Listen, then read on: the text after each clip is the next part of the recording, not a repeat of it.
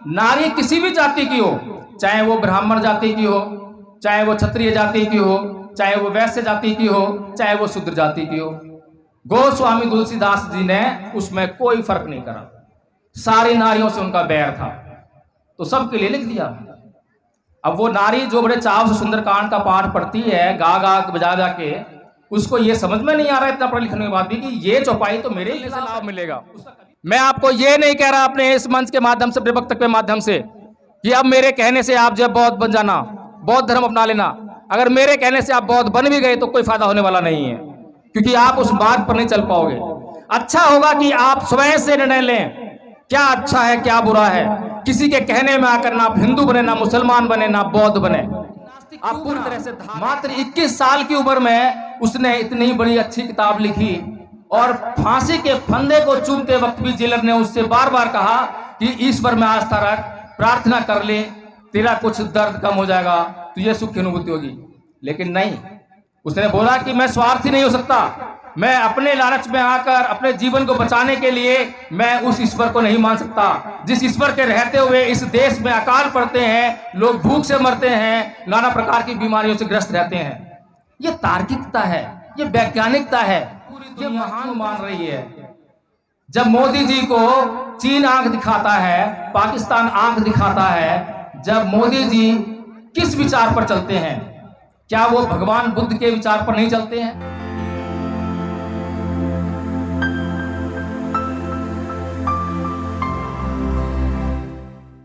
साथियों, एक बात मेरे जहन में आ रही थी कि परम पूज्य बाबा साहब डॉक्टर भीमराव अंबेडकर ने आखिर किस बात की लड़ाई ली? वो किस बात के लिए लड़े? क्या उन्होंने किसी झूठ की लड़ाई लड़ी या उन्होंने सच की लड़ाई लड़ी? और उन्होंने अगर सच की लड़ाई लड़ी तो उन्होंने किसकी परवाह की?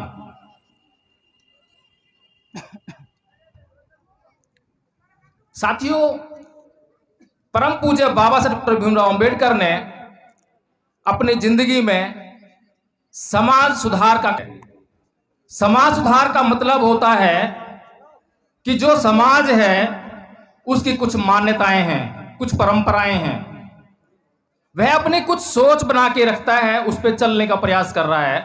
उसमें कहीं गड़बड़ी है, कुछ त्रुटियां हैं, कुछ कमियां हैं जिनको सुधारे जाने की आवश्यकता है।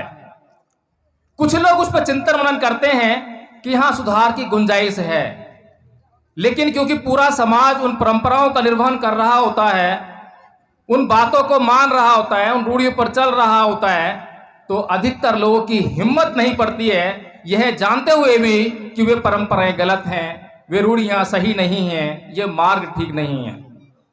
लेकिन जो समाज सुधारक होते हैं वो इस बात की परवाह नहीं करते कि वो समाज उनको क्या कहेगा, उनके साथ कैसा व्यवहार करेगा, उनको मारेगा पीटेगा या क्या करेगा। तो इसी प्रकार से जो परम पूज्य बाबा साहब डॉक्टर भीमराव अंबेडकर की अगर हम बात करें, आज उनका हम जन्मदिन मना रहे हैं, और जन्मदिन मनाते समय अगर हम उनकी बात पूरी सच्चाई और ईमानदारी से ना करें तो उनके जन्मदिन को मनाना व्यर्थ जाएगा।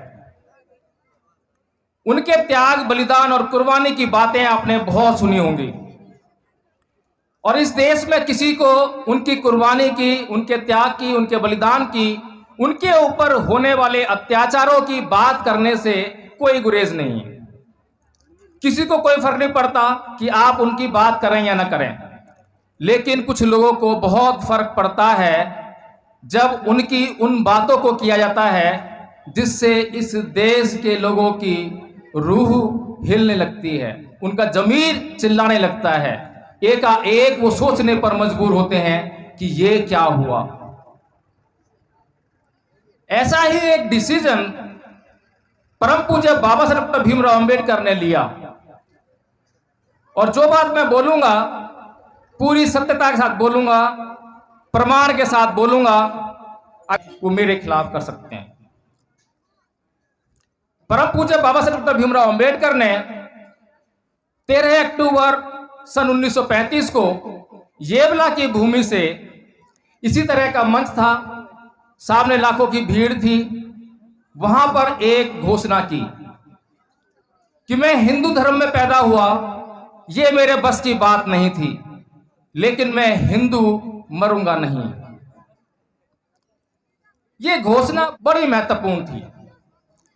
अभी तक ऐसी घोषणा किसी ने नहीं की थी। जो भी अत्याचार हो रहे थे, समाज उनको सहन करने के लिए मजबूर था। ऐसा नहीं है कि परम पूज्य बाबा साहेब डॉक्टर भीमराव अंबेडकर के ऊपर पहली बार कोई धार्मिक रूप से अत्याचार हुए हों। पूरे समाज के ऊपर हजारों सालों से वो धर्म के आधार पर अत्याचार हो रहे थे। बहुत से लोगों ने सोचा होगा कि ये धार्मिक अत्याचार है, ये धार्मिक तानाशाही है, लेकिन मैंने कहा कि समाज सुधार के बारे में बहुत से लोग सोचते हैं कि ये गलत हो रहा है, लेकिन कदम कोई नहीं उठा पाता, और जो कदम उठाता है वही समाज बदलने का काम करता है। तो परम पूज्य बाबा साहब डॉक्टर भीमराव अंबेडकर ने सन 1935 को यह घोषणा की, जबकि अत्याचार कब से हो रहे थे उनके ऊपर? बचपन से ही अत्याचार शुरू हो गए थे। जब वे नाई के पास अपने बाल कटाने के लिए गए, जो नाई भैंस के बाल काट रहा था, उस नाई ने बाबा साहेब अंबेडकर के बाल काटने से इनकार कर दिया। उसने कहा कि अछूत तू यहां से भाग जा, मैं तेरे बाल नहीं काटूंगा। तो बाबा साहेब डॉक्टर भीमराव अंबेडकर बचपन से बड़े तार्किक थे। उन्होंने पूछा कि भाई आप भैंस के बाल काट सकते हो, तो मेरे बाल काटने में क्या बुराई है? लेकिन वो नाई बहुत रूढ़िवादी था। उसने बड़ी कट्टरता के साथ में जवाब दिया और वहां से भीम को भगा दिया। उसके बाद जब भीम स्कूल गया, तो स्कूल में अंदर बैठकर शिक्षा लेने का अधिकार उसे वंचित कर दिया। उससे स्कूल के जो कंपाउंड में जो नल था या घड़ा था, उससे पानी पीने की सीधे उसको इजाजत नहीं थी। वहां पर चपरासी आएगा, चपरासी ऊपर से पानी डालेगा तो भीम पानी पी पाएगा, चाहे वो मई जून की चिलचिलाती गर्मियां क्यों ना हो, जिसमें कि प्यास को बर्दाश्त करना बड़ा मुश्किल होता है। यह अत्याचार भी भीम के ऊपर हुआ। जब डॉक्टर भीमराव अंबेडकर विदेशों में जाकर बड़ी बड़ी डिग्रियां लेकर भारत में आ गए, ऐसी डिग्रियां जिनको कोई भी व्यक्ति ले तो पूरी दुनिया में वह सम्मान का पात्र बन जाता है, उसे बड़ी बड़ी हस्तियों से बधाइयां मिलती हैं। लेकिन जब परम पूज्य बाबा साहब डॉक्टर भीमराव अंबेडकर जिस छात्रवृत्ति के आधार पर विदेशों में शिक्षा लेने के लिए गए थे, उसका बदला चुकाने के लिए जब बड़ौदा रियासत में नौकरी करने के लिए गए, तब उन्हें वहां भी अछूत होने के कारण नौकरी नहीं करने दी गई। जो कर्ज उन्होंने बड़ौदा रियासत से लिया था, उसको चुकाने नहीं दिया। जब मैं ये बात सोचता हूं तो मैं स्वयं ये सोचने पर मजबूर हो जाता हूं, ये जो बचपन से जो अत्याचार हो रहे थे, तब से डॉक्टर भीमराव अंबेडकर ने हिंदू धर्म को क्यों नहीं छोड़ा? 1935 में यह घोषणा क्यों की?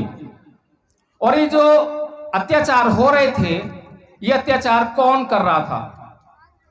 क्या इस देश के मुसलमान ये अत्याचार डॉक्टर भीमराव अंबेडकर पर कर रहे थे? ईसाई कर रहे थे? विदेशी कर रहे थे? आखिर कर कौन रहा था? वो इसी देश के उन्हीं के धर्म के भाई हिंदू लोग ही कर रहे थे ना। अब मैं ये सोचने पे और मजबूर होता हूं कि जब वो अपने ही धर्म के भाई के साथ में ऐसे अत्याचार कर रहे थे, तो वे अत्याचार कर क्यों रहे थे? उन्हें ये अत्याचार करने की इजाजत किसने दी? किसी ने उनको रोका क्यों नहीं? रोकता कौन? इजाजत कहां से मिली? इजाजत मिली धर्मशास्त्रों से। धर्मशास्त्र जिनके आधार पर इस समाज में हजारों सालों से अत्याचार होता आया। मुझे भी समझ में नहीं आ रही थी कि धर्मशास्त्र ऐसा कैसे कह सकते हैं। सभी धर्म समान हैं, वो तो अच्छी अच्छी बातें करते हैं, धार्मिक होना तो अच्छी बात है, जो धार्मिक प्रवृत्ति के लोग होते हैं बहुत अच्छे होते हैं। लेकिन मुझे अचंभा हुआ जब मैंने रामायण पढ़ी, जब मैंने तुलसीदास की रामायण पढ़ी, तो उसमें चौपाई आती है कि ढोल सुत पशु गवार और नारी, ये सकल ताकना के अधिकारी। एक जगह कहीं पर चर्चा हो रही थी, थोड़ी सी बहस हो गई। एक पढ़ी लिखी महिला वो बहस करने लगी कि आपको इसका मतलब नहीं मालूम है। मैंने कहा ठीक है, तो आप बता दीजिए। वो कहती है कि ताड़ना का मतलब मारना पीटना नहीं होता, लताड़ना नहीं होता। ताड़ना का मतलब होता है शिक्षा करना, शिक्षित करना, शिक्षा देना। तो मैंने उससे पूछा कि ये सिर्फ इन्हीं लोगों को शिक्षित करना उद्देश्य था, बाकी लोगों को भी छोड़ दिया? क्योंकि आज जिस युग में हम जी रहे हैं वो तर्क का युग है, विज्ञान का युग है। लोग आज सोचने लगे हैं। तो जब ये प्रश्न करते हैं तो उसका जवाब देना भी, जो उन चौपाइयों को आज भी बड़े चाव से पढ़ रहे हैं, तो उनको उसका जवाब ही खोजना था। इसीलिए उन्होंने ताड़ना को बदल दिया शिक्षा देने में। इसी प्रकार से जो पढ़ी लिखी नारी है, जो डॉक्टर बन गई है, वकील बन गई है, इंजीनियर बन गई है, राष्ट्रपति बन गई है, प्रधानमंत्री बन गई है, और जब वह सुंदरकांड के पाठ में जाती है और वहां पर वो जब ये चौपाई को बड़े चाव से मजे लेकर पढ़ती है और गाती है, तो मैं उसकी मूर्खता की क्या बात करूं। उसमें लिखा है ना कि ढोल छुप पशु गवार और नारी ये सकल ताड़ना के अधिकारी। अब नारी को भी उसमें शामिल किया है। कौन कौन है? ढोल है, शूद्र है, पशु है, गवार है और नारी है। इन लोगों को एक ही कैटेगरी में रखा है। जैसे ढोल है, ढोल निर्जीव है, जब तक उसको पीटेंगे नहीं तो आवाज नहीं करेगा। और जो गवार है उसको भी पीट कर ही बस में रख सकते हैं। शूद्र के लिए भी ये शब्द इस्तेमाल किए। और नारी, नारी किसी भी जाति की हो, चाहे वो ब्राह्मण जाति की हो, चाहे वो क्षत्रिय जाति की हो, चाहे वो वैश्य जाति की हो, चाहे वो शूद्र जाति की हो। गोस्वामी तुलसीदास जी ने उसमें कोई फर्क नहीं करा। सारी नारियों से उनका बैर था, तो सबके लिए लिख दिया। अब वो नारी जो बड़े चाव से सुंदरकांड का पाठ पढ़ती है, गा गा बजा जा के, उसको ये समझ में नहीं आ रहा है इतना पढ़े लिखने के बाद भी कि ये चौपाई तो मेरे ही खिलाफ है, उसका कभी विरोध नहीं करती है। ये बड़ा ताज्जुब का विषय है। इसी तरह से मैंने वाल्मीकि रामायण पढ़ी, तो वाल्मीकि रामायण में एक प्रकरण आता है शंभुक ऋषि का वध। अब शंभुक कौन है और उसका प्रकरण क्या है? शंभुक जंगल में तपस्या करता है, बहुत कठिन तपस्या करता है। ऐसी उच्च कोटि की तपस्या करता है कि उस समय के जो ब्राह्मण थे वो भी उस तरह की तपस्या नहीं कर पा रहे थे। जैसे आज के जमाने में परम पूज्य बाबा साहब डॉक्टर भीमराव अंबेडकर ने तपस्या की, तो उनके जो समकालीन आसपास हम किसी को नहीं देखते हैं कि इतनी कठिन तपस्या किसी ने की हो, इतनी डिग्रियां किसी ने हासिल की हो। ऐसी तपस्या उस समय पर शंभुक ऋषि जंगल में कर रहे थे। अब राम वहां पहुंचते हैं और देखते हैं कि ये इतना तेजस्वी व्यक्ति कौन है जो तपस्या के उत्कर्ष को छू रहा है, उसकी पराकाष्ठा को छू रहा है। तो जाके उसका परिचय लेते हैं। भगवान श्री राम उससे बोलते हैं कि भाई आप कौन हैं जो इतनी कठोर तपस्या कर रहे हो? ऐसी तपस्या करने वाला व्यक्ति मैंने पहले कभी नहीं देखा। आप किस जाति से हो, किस गोत्र से हो, कृपया अपना परिचय दें। क्या पूछ रहे हैं वो? मैं अपने से कुछ नहीं बोल रहा हूं, इस बात को ध्यान रखें। मैं जो बोल रहा हूं वो वाल्मीकि रामायण से बोल रहा हूं, और वाल्मीकि रामायण हर किसी के लिए उपलब्ध है, अभी वो बैन नहीं हुई है। तो वो भगवान श्री राम क्या पूछ रहे हैं शंभुक ऋषि से कि भाई आपकी जाति कौन सी है? जाति पूछ रहे हैं। क्यों पूछ रहे हैं? क्योंकि उस समय किसी भी शूद्र को पढ़ने का अधिकार नहीं है। तो भगवान श्री राम ये जांचने का प्रयास कर रहे हैं जाति पूछकर कि कहीं कोई शूद्र तो तपस्या नहीं कर रहा है। तो शंभुक ऋषि सत्य बोलने वाले थे, तो उन्होंने अपना परिचय देते हुए बोला कि राम, मैं शूद्र शंभुक हूं और मैं शूद्र समाज से ताल्लुक रखता हूं। और जैसे ही राम को पता लगा तो म्यान से तलवार निकाली और उस शंभुक की गर्दन को उसके धड़ से अलग कर दिया। ये जो अत्याचार हुआ ये क्यों हुआ? भगवान कहे जाने वाले श्री राम ने उस शंभुक को क्यों मारा? क्या कसूर था?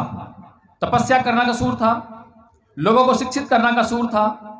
इसी प्रकार से परम पूज्य बाबा साहब डॉक्टर भीमराव अंबेडकर ने जब ज्ञान की पराकाष्ठा को छू लिया और उसके बाद उन्होंने धर्म ग्रंथों का अध्ययन किया, रामायण पढ़ी, महाभारत पढ़ी, मनुस्मृति पढ़ी, और जब सबको पढ़कर उसके भीतर झांक कर देख लिया कि ये सब क्या हो रहा है, ये लोग जो मेरे पे बचपन से अत्याचार कर रहे हैं, ये लोग अपनी मर्जी से नहीं कर रहे हैं, इनकी मर्जी के पीछे वो शक्ति है और वो शक्ति धर्म शास्त्रों से मिल रही है।